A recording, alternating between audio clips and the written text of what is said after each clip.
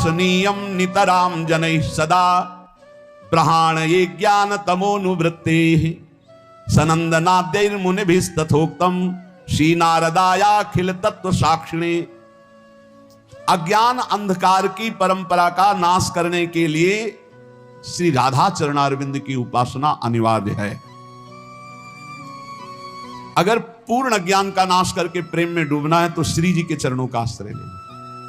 गोस्वामी तुलसीदास जी बड़ी प्रवीणता से श्री जानकी जी के चरणों में जब किसी को विशिष्ट प्रेम मिला है प्रभु का तो प्रभु की प्रियतमा से ही प्राप्त हुआ है। जनक सुता जग जननी जानकी अतिशय प्रिय करुणा निधान की ताके जुग पद कमल मनाऊं जा सुकृपा निर्मल मति पाऊं। प्रभु को निर्मल चाहिए ना, निर्मल मंजन सो मत पावा। कहां से होगा? बोले सियाजू की कृपा से होगा। प्राण प्रीतमा श्री राम जी की हे जनक नंदनी आपके जुगल चरणारविंद की वंदना करता हूं। आप मेरी मति को निर्मल प्रेममय कर दीजिए। कभी किसी को कहीं भी विशिष्ट प्रेम, देखो हनुमान जी महाराज को सियाजू ही प्रेम दे रही। राम रसायन तुम्हारे पासा सदा रहो रघुपति के दासा तुम्हारे भजन राम को पावे।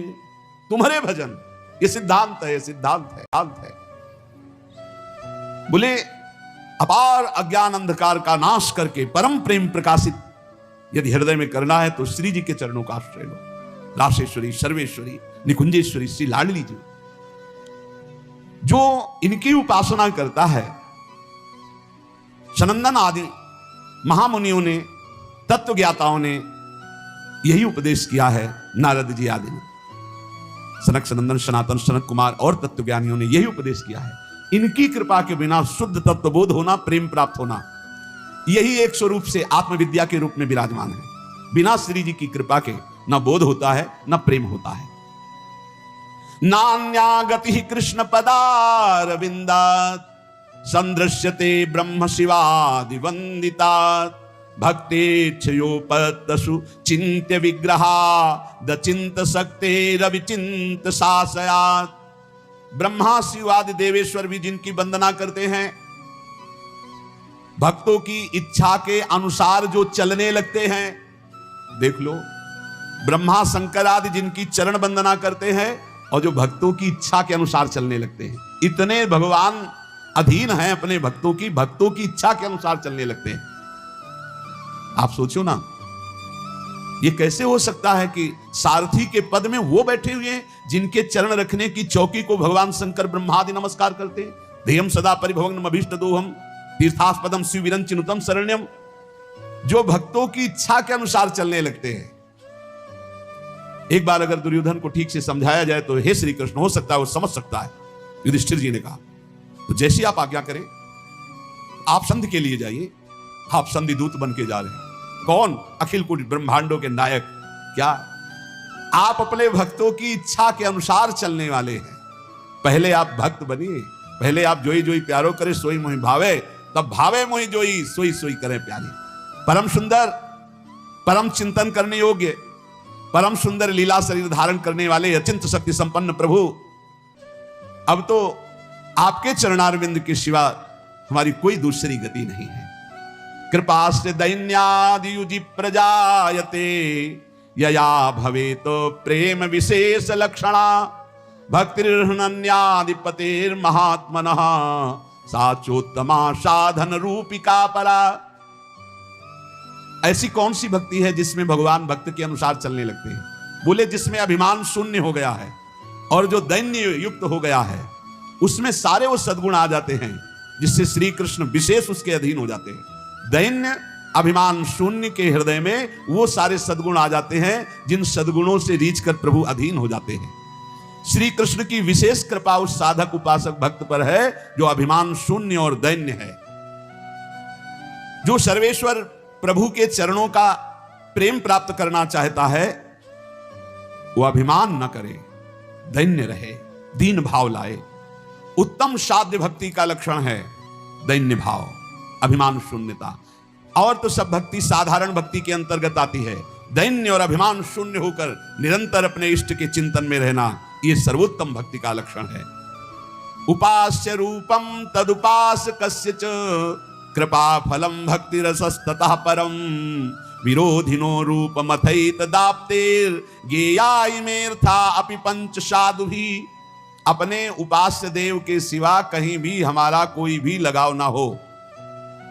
प्रिया प्रीतम कहीं भी लगाव होगा तो उपास्य देव से हटा देगा वो लगाव।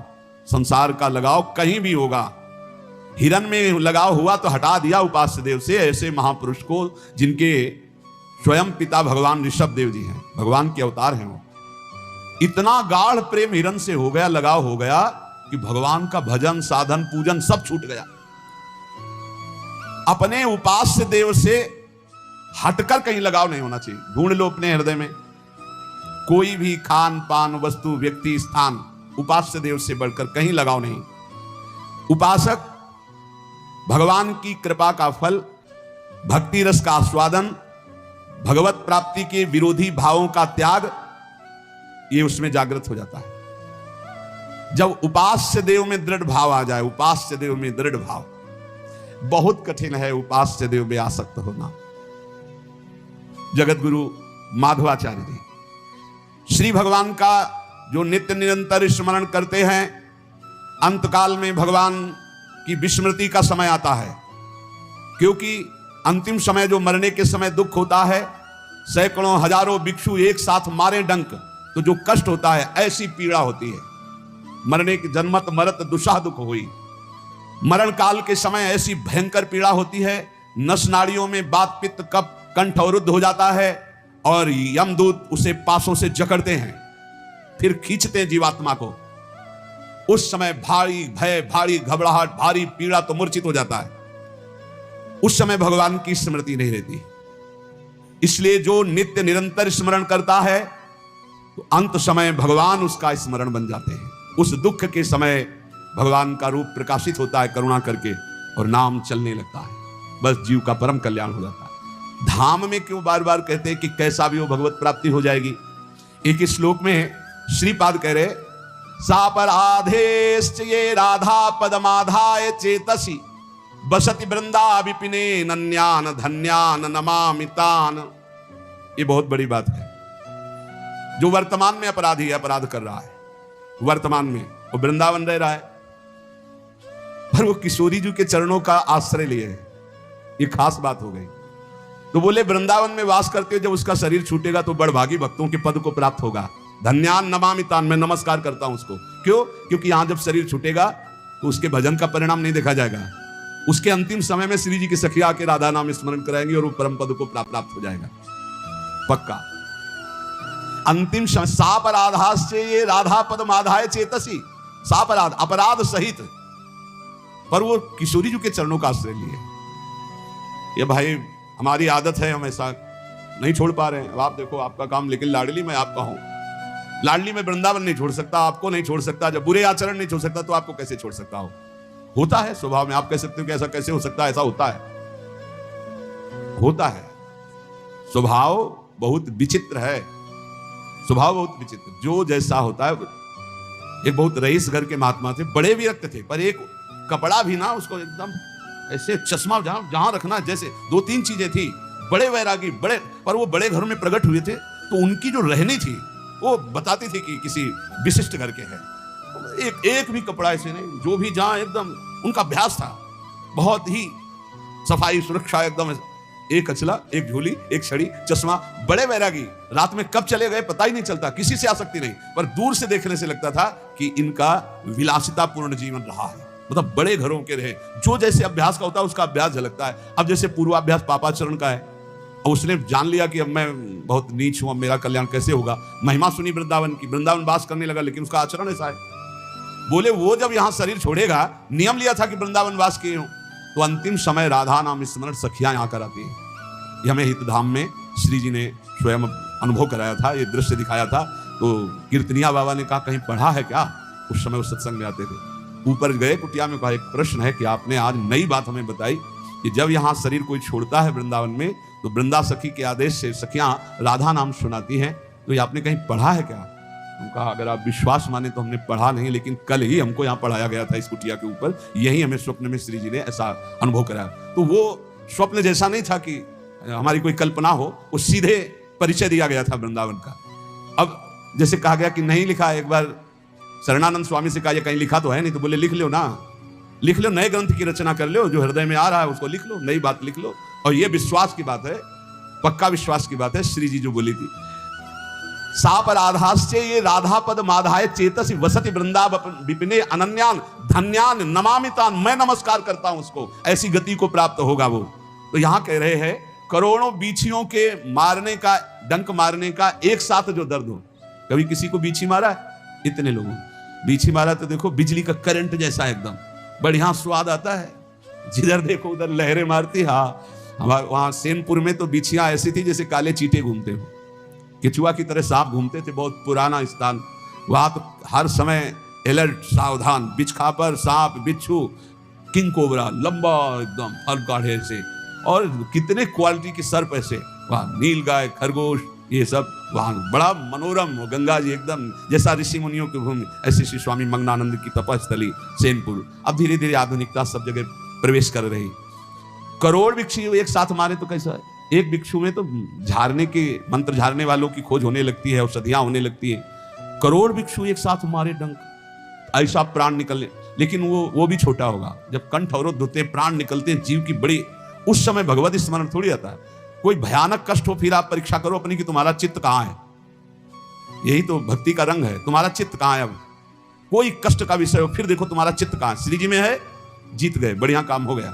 संसार में है, घाटे की बात है। दुख में, साधारण दुख में नहीं, असाधारण दुख में तुम्हारी स्थिति कहां है। भयावह दुख में, भारी संकट, कहां गया मन? किसी के फोन नंबर पर, किसी पर नहीं, श्री जी पर, मेरी लाल, मेरी प्रिया जी। ये अभ्यास आपको अंतिम समय बहुत बढ़िया काम करेगा। अगर जीवन भर भजन कर रहे हो तो अंतिम समय जब तुम्हारी बेहोश स्थिति होगी, उस समय भगवान तुम्हारा होश बन जाएंगे, प्रिया जी तुम्हारा होश बन जाएंगे, स्मरण चलने लगेगा। सब दुखों की स्थिति कर्मानुसार होती है। श्रीमन माधवाचार्य जी, सब दुखों को भोगना अनिवार्य है, जो प्रारब्ध बन चुका है कोई नहीं काट सकता। इसीलिए हम कहते हैं पाखंड में मत फंसो, ये आचार्यों की बातें समझो। शास्त्र रख के इसीलिए सामने चर्चा करते हैं, ये शास्त्र में जो लिखा है, आचार्य जो कह रहे हैं, आचार्य भगवान ही कह रहे हैं। कोई जंतुर मंतुर टाल सकता है भला? भगवत ऋषि जी कह रहे हैं, आचार्यों की बात समझो। अनहोनी नहीं होई कछु, होनी मिटे न कोय, देखो सीता दशरथ अति समर्थ तहां दोए। महापुरुष जन लिखे, सुनो ध्यान से। अनहोनी नहीं होई कछु, होनी मिटे न कोय, देखो सीता दशरथ अति समर्थ तहां दोए। अति समर्थ तहां दोए, राम भरता वशिष्ठ गुरु।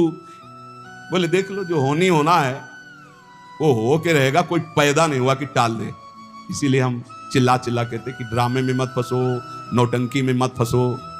होनी जो होगी उसे कोई टाल नहीं सकता। बोले अति समर्थ हैं भगवान श्री राम। 14 वर्ष का वनवास होता है और सीता जी का अपहरण होता है, और समर्थ भगवान को विलाप करते हुए देखा गया। हे खग, हे मृग, हे मधुकर श्रेणी, तुम देखी सीता मृग नैनी। हा सीते, कहां हो तुम? सीता जी का हरण हुआ समर्थ पति श्री राम जी, ये विधान है उनका। दशरथ जी का मरण हुआ समर्थ गुरु वशिष्ठ जी, सब विधान रचने में सर्व सामर्थ्यशाली वशिष्ठ जी, समस्त योग ज्ञान भक्ति सबके आचार्य वशिष्ठ जी। कोई साधारण महापुरुष। कौशल्या जी का वैधव्य हुआ, कौशल्या जिनके पुत्र राम, उनको वैधव्य हुआ। जिनके पति राम, उनका अपहरण हुआ। और कौन समर्थ हो सकता है इस त्रिभुवन में? इसलिए अनहोनी नहीं होई कछु, और होनी मिटे न कोय। दूसरा उदाहरण दे रहे हैं, यदुवंशिन को नाश भयो देखत परमेश्वर। देखते देखते भगवान के नाश हो गया यदुवंशियों का। बाएं जंघा पर दाया चरण रखे, पीपल की उसमें ऐसे बैठे हुए, सामने युद्ध हो रहा है। करोड़ों यदुवंशी आपस में कट कट के मर गए, मुस्कुराते रहे। होना है वो, होनी होनी है। क्योंकि होनी का इन्हीं के अंदर से संकल्प बनता है। कैसे इसको समेटे? तो सांब जी के हृदय में आया, सब 9 युवक थे कि बाबा लोगों को कुछ समझ में आता है, कुछ है क्या, ऐसे ही जट्टा बढ़ाए घूम रहे हैं, क्या करें? बोले देखो इनकी परीक्षा ली जाए। तो सांब को दुल्हन बनाया और उनके पेट में ऐसे कड़ा बांध दी ऐसे, और धीरे धीरे पकड़कर सब सहेलियां बन के गए और दंडवत किया। बोले स्वामी जी ये नववधू गर्भवती है, क्या होगा इसके? तो बोले बेटा इसके वही होगा जो तुम्हारे कुल का नाश करेगा। तो ब्रह्म ऋषि और तत्काल इतना बड़ा मूसल निकला, किसी से सलाह नहीं ली, डर कर गए और महाराज उग्रसेन से कहा कि ऐसा ऐसा गलती हो गई। तो उनका ऋषियों का श्राप तो भयंकर होता है, क्या किया जाए? बोले इसी को घस घस के समुद्र में फेंक देते हैं, इसी से श्राप हुआ है पूरा घस। एक छोटी सी कील बची, उसको मछली खा गई। वो कील व्याध ने अपने बाण की नोक में चढ़ाई, वो भगवान के चरण, भगवान से लेकर के पूरे यदुवंशियों का मिटिया मेट ये उन्हीं के संग। किसी ने सलाह नहीं ली थी भगवान से कि सांप हुआ है तो क्या किया जाए, क्योंकि उन्हीं बोले जो होना है उसे कोई टाल नहीं सकता, जो नहीं होना है वो हो नहीं सकता। यदुवंशियों को नाश भयो देखत परमेश्वर, परमेश्वर श्री कृष्ण के देखते देखते यदुवंशियों का नाश हो गया। और बोले अब परीक्षित का समय आया गिरने का। Learn with Angel One with these features. Open free DMAT account today. और बोले अब परीक्षित का समय आया गिरने का। तो परीक्षित उर्ब्याल मृतक पहिरायो मौनी, वो मौन समाधि में थे, इनकी बुद्धि इतनी खराब हो गई कि मला सर्प उनके गले में डाल दिया। तो श्रृंगी ऋषि ने श्राप दिया 7 दिन में तक्षक काटेगा। कोई रोक पाया? बड़े बड़े ब्रह्म ऋषियों की सभा, बड़े बड़े सब, कोई रोक पाया? इसीलिए आजकल के हमें तो सब बस इतना ही कि सबके चरणों में प्रणाम है, भगवान के स्वरूप है, पर राम कृष्ण हरि भजो, नाम जप करो, भगवान की आराधना करो, इनके नाटक में मत फंसो। कलयुग का ऐसा प्रभाव बढ़ता चला जा रहा है कि सत्य मार्ग ढकता, इनसे बढ़कर कोई समर्थ है? हम कह रहे हैं कि लघु शंका का वेग नहीं रोक सकते, डकार नहीं रोक सकते, अपान वायु नहीं रोक सकते, होनी को रोक दोगे? होनी को रोक दोगे? ऐसे ऐसे महात्मा देखो, ऋषियों ने बताया कि महाराज अब तो सब ऋषि खत्म होते चले जा रहे हैं। बोले वो 2 राक्षस हैं, वो अपने एक भाई को रांध करके खवा देता है गुप्त रूप से, समझ में नहीं आता, ऋषि जन खा जाते, तब फिर वो बुलाता है वातापी, तो सबके पेट फाड़ करके वो आ जाते। वो अगस्त्य जी ने कहा महात्मा नहीं मरेंगे, अब हम चल रहे हैं। वो रोज महात्माओं का निमंत्रण करता था, इस तरह से महात्माओं को मारता था। साधारण वेश में एक भगत के रूप में जाता, निमंत्रण करता, बुलाता और ऐसे पदार्थ बनाता अपने भाई को काट करके छोटा छोटा टुकड़ा, जिससे किसी को समझ में ना आवे, और फिर जब सबके उधर में पहुंच जाता तब बुलाता वातापी, तो सबके पेट फाड़ करके वो आ जाता। ऐसा राक्षस था। अगस्त्य जी गए, जब परोसन आगे परोसन बोले रुको, पहले हमें तृप्त कर लो फिर महात्माओं को। समुद्र पी जाने वाले महात्मा अगस्त्य जी, तो 100 200 500 महात्मा का जो बनाया था सब अगस्त्य जी चाट गए, पूरा पा गए। वो बड़ा भाई जो है ना बुलाया वातापी, वो बोले गए वातापी, तुम्हारे पच गए वातापी। ऐसे समर्थ समर्थ महात्मा होते हुए भी होनी को नहीं टार पाए, तो ये जो गैस नहीं रोक पा रहे हैं, डकार नहीं रोक पा रहे हैं, लघु शंका नहीं रोक पा रहे हैं, नींद नहीं रोक पा रहे, ये होनी को रोक लेंगे। अरे भाई मत फंसो, हमारी बात मान लो। इसलिए कह रहा हूं कि जो समय इधर उधर में भटकने में लगा रहे हो, घर में बैठ करके राम कृष्ण हरि जपो, राधा राधा, सब ठीक हो जाएगा। क्या ठीक हो जाएगा? आपका मन ठीक हो जाएगा, आप भगवान के भक्त बन जाएंगे, आप परमानंद में डूबने की योग्यता प्राप्त कर लेंगे। बोले इसलिए अनहोनी नहीं होई कछु होनी मिटे न कोई। यहां श्रीमन माधवाचार्य जी कह रहे सुख दुख कर्मानुसार आएंगे, उनको भक्ति से मत जोड़िए, भोग लीजिए।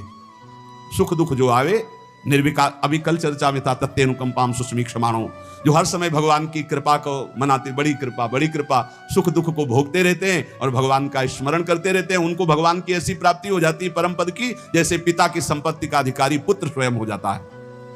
इसलिए जब आपके सुख का समय हो तो खूब भगवत उत्सव मनाओ, संत सेवा करो, कथा वार्ता, दूसरों को खूब पवाओ, सुख पहुंचाओ। और जब दुख का अवसर हो तो भगवान के चिंतन में लग जाओ, किसी को भी सहयोग, अपने दुख की बात मत सुनाओ, केवल श्री भगवान से बात करो, तो तुम्हारा दुख का समय निकल जाएगा। दुख का समय निकलता है भगवत चर्चा से, भगवत चिंतन से, बहुत आनंद में। शास्त्र सम्मत धर्म मार्ग में अटल रहो। कोई भी कर्म करते समय बड़े दीन भाव से भगवान का स्मरण करो। कर्म करने के पहले भगवान का स्मरण करो, कर्म पूरा होने के बाद भगवान को समर्पित कर दो।